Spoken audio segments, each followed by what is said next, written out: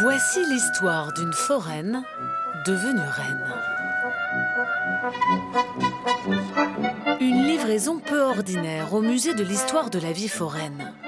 En pièces détachées, le costume que Karen portait il y a quelques jours encore au carnaval de Venise, strass, paillettes et extravagance. Je voulais quelque chose d'impressionnant. Le but, c'est qu'on fasse waouh, et justement à la hauteur de Venise.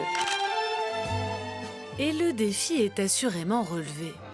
Dans les rues de la Sérénissime, la nordiste captive, habillée d'une majestueuse couronne, elle fascine. D'avoir un masque, c'est d'oser ce que j'aurais pas osé en étant démasquée. Et donc le fait d'être acclamée par les gens et tout le monde veut être près de moi, c'est vraiment cette émotion-là que ça me procure. Il y a beaucoup de monde, surtout cette année, c'est redevenu un peu comme avant Covid. Donc il y avait beaucoup de gens pressés, peur de ne pas avoir une photo. Vous êtes fiers? Oui, oui, oui. Loin de Venise, c'est dans sa caravane foraine que la passion est née. Karen y dessine, imagine, crayonne et coud pendant des heures, parfois la nuit.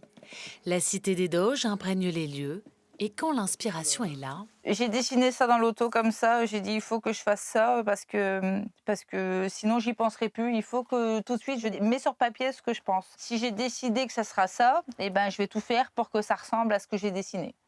Voilà. Je me mets un objectif et je dis voilà, allez, je vais essayer de matérialiser ça. Des heures de travail pour un costume plein d'ingéniosité. Le 1, c'est vers moi. Non, il faut te tourner, toi tu prends ma place. Élu plus beau de l'année, il s'expose désormais dans le Pas-de-Calais, au beau milieu d'un patrimoine forain, à la croisée des chemins. Ça représente du temps, une immense fierté, parce que par là, ma communauté, je la représente aussi. Tout compte fait, je me rends compte que mes idées, elles plaisent.